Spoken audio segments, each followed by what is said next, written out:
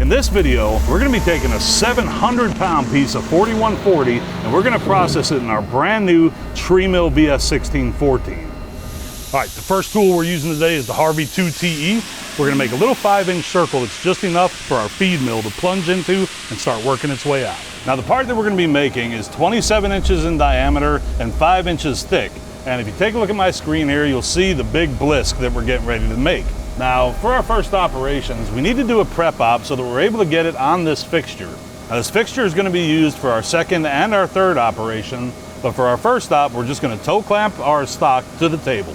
So in this configuration, we have a Perrone HSK 100 spindle connection, and that's one of the most rigid spindle connections on the market. We got plenty of power, so for continuous, we have 38 kilowatts or 51 horsepower. For maximum, we have 44 kilowatts or 59 horsepower. We also have plenty of torque available, so for continuous, we have 302 Newton meters or 222 foot-pounds, and for maximum, we have 352 Newton meters or 259 foot-pounds. Then we also have 15,000 RPM. Now the table on this machine is also pretty impressive.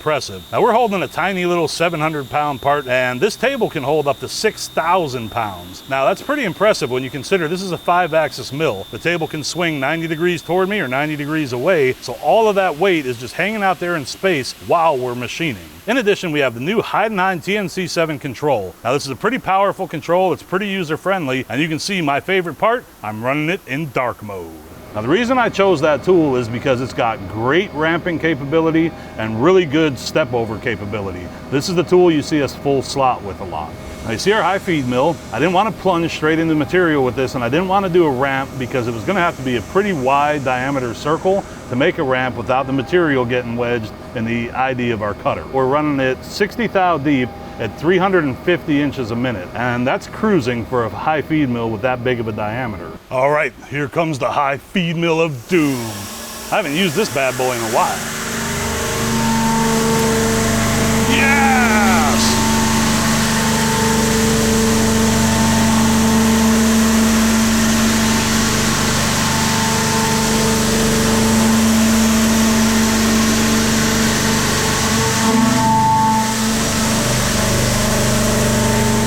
Now, if you look at my screen, you'll see we're leaving a cusp right there. That doesn't really bother me because we're going to come in and do a semi-finished pass with the Harvey 2TE end mill after this. The reason that we're using the Harvey 2TE to do the finishing is because I want to make sure that we have a very flat surface, or at least as flat as possible. By using an end mill, it's almost like hand scraping, and we're going to get a lot more surface contact when we flip this over on our Vero S modules.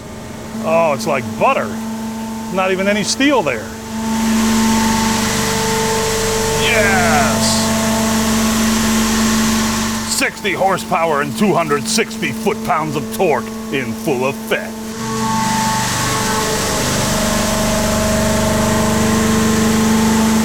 And just think, this is the smallest machine that TRIMILL makes.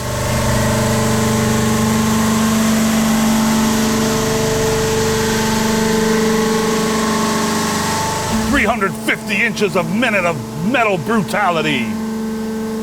This is it. This is what I love. All right, so now that we roughed away the majority of the material here, now it's time for us to come back in with the Harvey 2TE and get the angle corners that the high feed mill didn't get and give our floor a nicer finish. Now everything that we're doing in this operation, I'm leaving about 100 thou stock. And that's because I don't need anything on this face to be finished. All I need is to be able to clamp this part on the Vero S. I need a flat surface and the 4 counterbore holes. Now, even though big machines are a lot more fun, they're also a lot scarier. So for our second operation, we're gonna put this thing like 10 inches up in the air on our Vero S base. And when this table kicks 90, I'm really hoping that I remember to lock the Vero S system and the part doesn't just go clunk into the bottom of the machine. Even though our viewers, I'm sure, would love to see that, I wouldn't.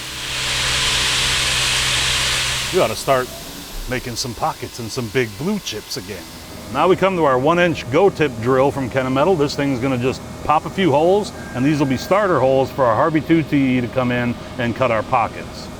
What we're doing is really hoping that our post-processor is set up correctly and that this drill is going to drill a hole and then come back out before it rapids over and does another one. So here we go.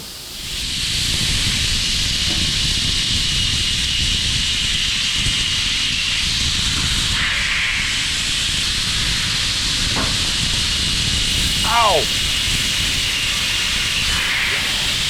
go, tip, go.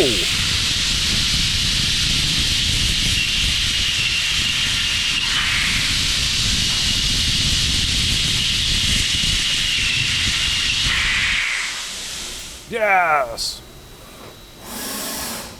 Success. All right, now it's time to bring our 3/4 end mill back in, and we're gonna make 8 out of our 12 pockets. Is that correct? Yes, 12.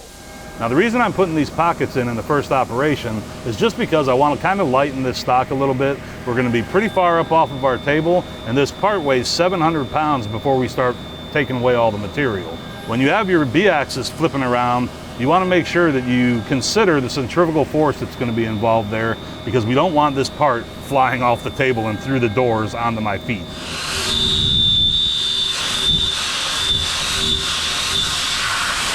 Now, this machine is built like a tank. If you take a look at the way that spindle's sticking out right now, it's like 5 feet long. But what they did is they put a linear guide on all 4 corners of the spindle. That way, like with a traditional bridge mill, you only have 2, and your spindle's able to flex. Well, with this one, you're kind of boxed in. So it's super rigid, and that's why these cuts sound so great.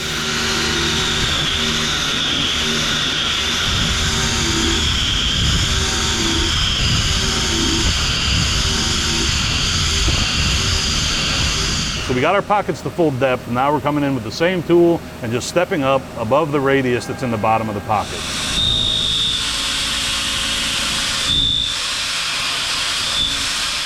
All right, now we're gonna rough in our pull stud holes.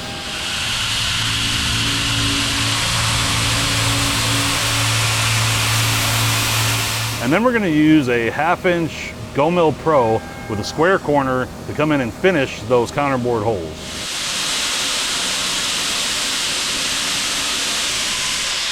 All right, time to drill our holes so that we can mount our pull studs to our part. We're gonna bring in our Go drill. It's a 312 diameter, and we're going to drill the holes for the bolt that goes through the pull stud.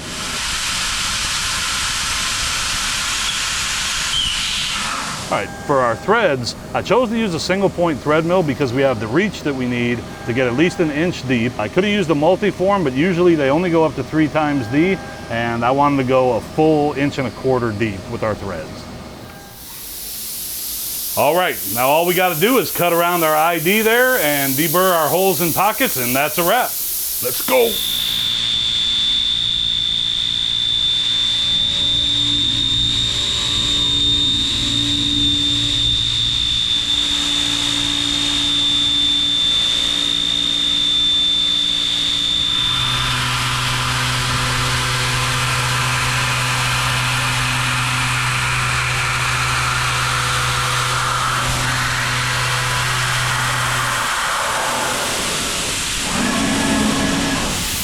All right, so this operation of the part is complete.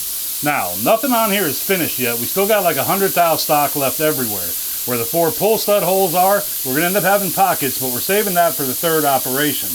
As for the pockets that we put in, we still have over 100 thou stock left on each of those as well. So, our next part of this is we're gonna get this out of here, put our fixture in, get it cut, then we're gonna throw this bad boy onto the fixture, and we're gonna start making a super sick part. So stay tuned, you're not gonna wanna miss this. When we're running big tools and big machines and we're running through spindle air, we depend on Kaiser compressors. They're super dependable, scalable, and they handle all of our compressed air needs. If you're in the market for a high quality machine just like this one, you can contact Keith at titansofcnc.com. He can answer all of your questions. And if you're looking to learn CAD, CAM, or CNC, while you're on our website, visit our academy. We have over 700,000 students currently enrolled, and it's 100% free. Hey, if you haven't already, make sure you check out our app, MFG Connect. It's on Apple and Android. It's pretty sweet. You can upload your projects, show off cool toolpaths, and connect with other machinists like me and Barry. You can show off your work, upload your projects. I hope to see you there.